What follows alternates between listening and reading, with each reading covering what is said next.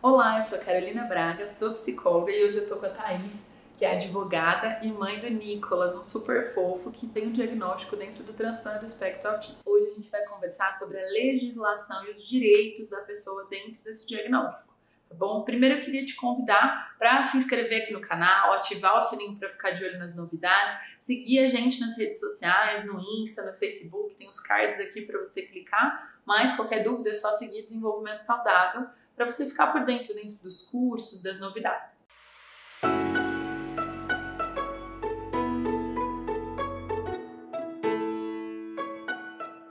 Thaís, queria super te agradecer a gentileza de estar aqui, cedendo seu tempo, sua experiência para a gente. Eu que agradeço a oportunidade. Né? A gente vai começar conversando aqui, até antes da gente gravar eu já aprendi um monte de coisa, viu? Tem muitas coisas que a gente não tem nem ideia de que são direitos, que a gente pode conseguir e que, na verdade, é muito mais simples desde que a gente tenha as informações corretas, né? Thaís, o que de fato é direito da criança ou da pessoa dentro desse diagnóstico e, principalmente, precisa de uma legislação específica ou não, porque o pessoal fica confuso. O que a gente pode conversar um pouquinho sobre isso? Eu acho que, inicialmente, a gente tem que entender que alguns artigos da Constituição Federal já nos dariam uma gama imensa de direitos, no sentido de que a interpretação e a questão cultural de consciência é muito mais importante do que a própria legislação em si, né? Eu acredito que ao longo do tempo nós tivemos um cuidado bem grande, partindo de precedentes internacionais, de tratados como é o de Salamanca, uma visão diferenciada para a diversidade e a questão mais incidente é ter legislações específicas no Brasil por deficiência, mas em si nós precisaríamos mais uma conscientização da sociedade em si, né, de se abrir para essa diferença, de se abrir nos diversos conteúdos e ramos, porque o direito em si ele vai abarcar várias esferas da vida dessa pessoa com deficiência. Então, em termos de saúde, nós temos algumas especificidades. Em termos da educação, outras tantas. Lembrando que a educação é a porta dessa criança para a sociedade. É a partir dela que a gente vai poder ter essa consciência de diferença, né? E outras coisas, que eu não gosto de dizer que é benefício, porque não é benefício, é uma questão de equidade. Posso te interromper um pouquinho, Thaís? Eu acho isso muito importante, né? Às vezes a gente fica com esse discurso de que o benefício, ele teve benefício.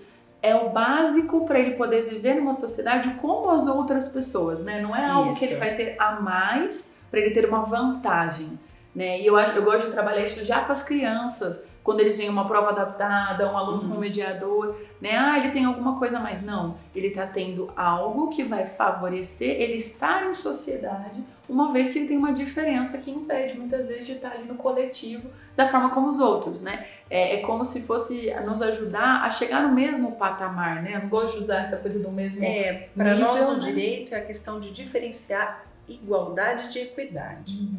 A igualdade é quando eu dou as mesmas oportunidades. E a equidade, eu dou a oportunidade adaptável para aquela situação dele poder ter as mesmas oportunidades. É um degrau necessário, a história do banquinho, né? Que muitas pessoas usam, ou a história dos animais, né? Que tá na floresta, vão fazer uma prova única, subir em árvore, né? E o peixe não vai subir, né? Essas questões que a gente vê até na internet, muitas pessoas se posicionando sobre a equidade e a igualdade. Então, eu acho que eu acho que todas as famílias devem, no momento do diagnóstico, parar e pensar em o leque de proteção que você vai dar para essa criança. E a proteção vai além do direito, né? Vai bem além do direito. Com certeza. Até em relação à mobilidade, né? A gente estava conversando um pouco, eu realmente também não tinha parado para pensar, né, de que tem essa questão da mobilidade também importante, né? Então os direitos vão além de algo específico. A gente está muito, talvez, vigente a questão da saúde e educação, mas tem muito mais do que isso, né? Tem muito mais. A questão da mobilidade é muito assim, questionada. Por que questionada? Porque todas as pessoas com deficiência têm direito à vaga inclusiva.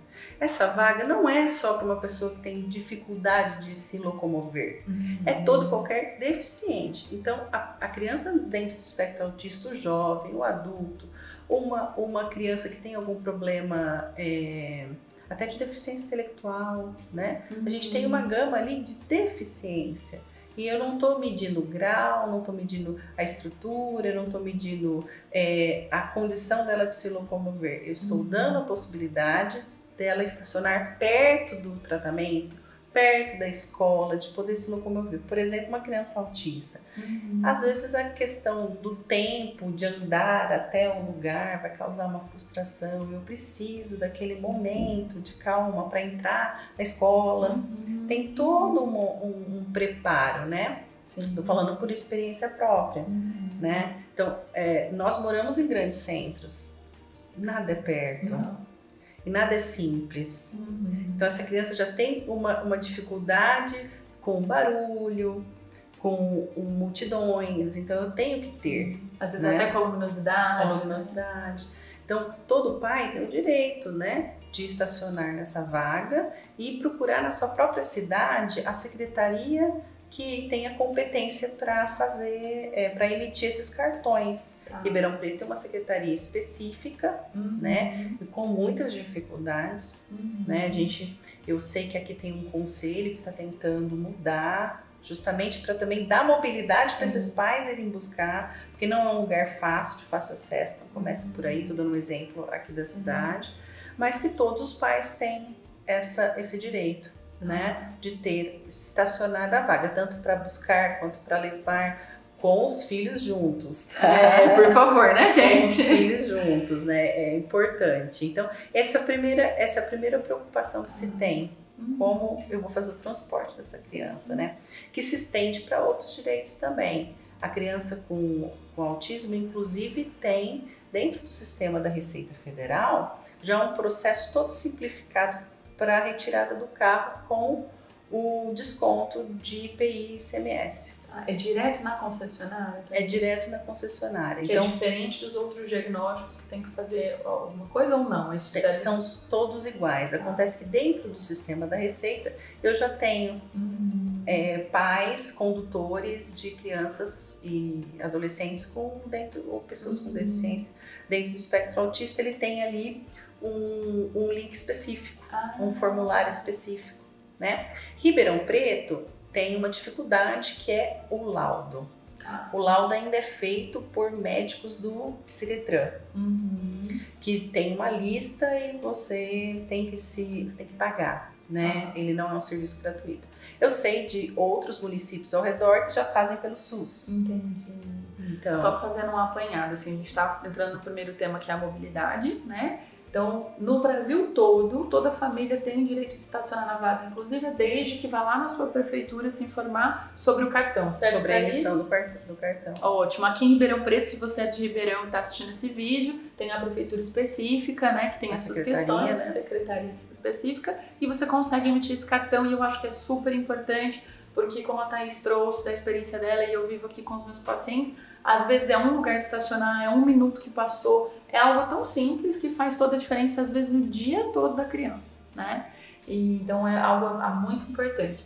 Na questão do carro, na hora de comprar o carro, tem o desconto, né, do imposto, que pode ser feito num formulário específico, mas que precisa de um laudo médico, que isso vai variar de cada cidade. É uma questão, assim, nós em Ribeirão Preto estamos organizados. Eu percebo que várias concessionárias de carro já tem um despachante, já faz isso por cortesia, então faz todo esse processo que os pais faziam na Receita, eles fazem por cortesia, você acaba não pagando.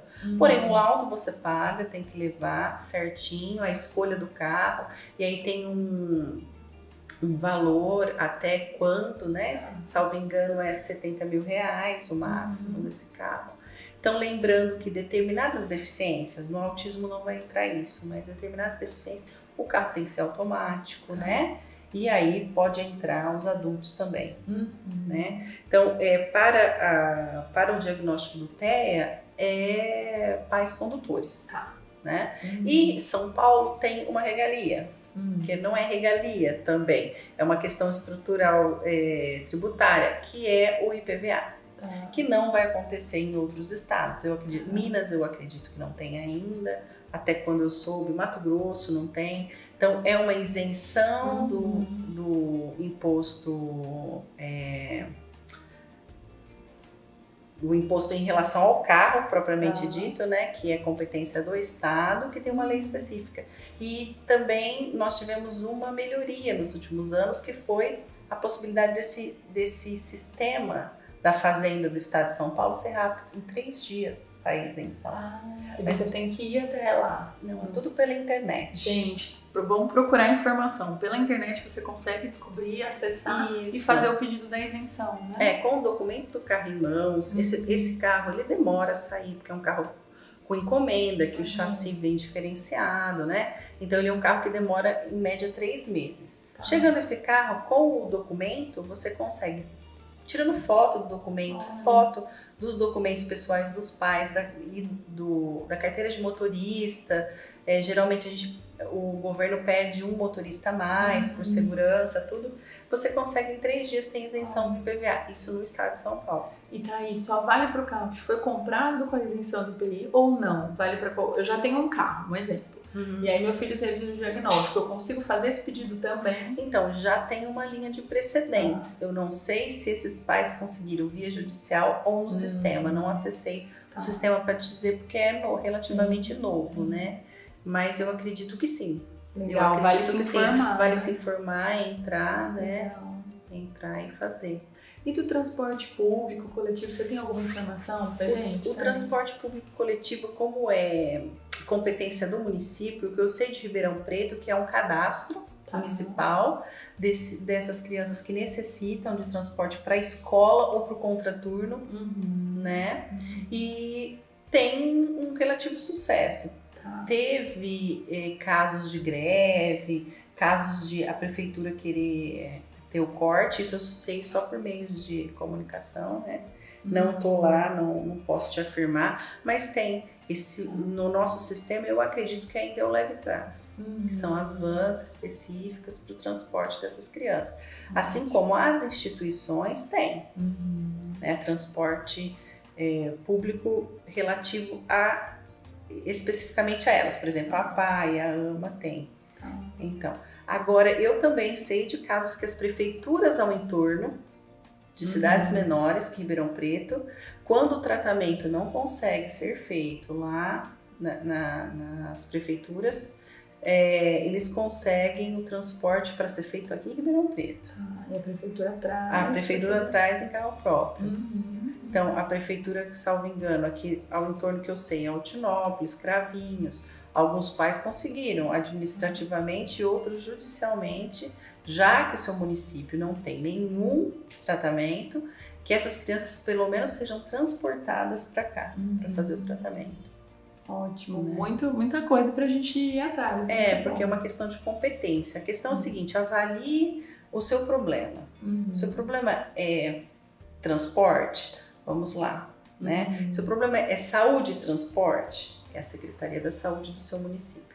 Se o problema é educação, é a Secretaria da Educação do seu município. Então, a gente vai ter que, do caso concreto, estabelecer uma análise do que realmente aquela família precisa, porque é uma gama, né?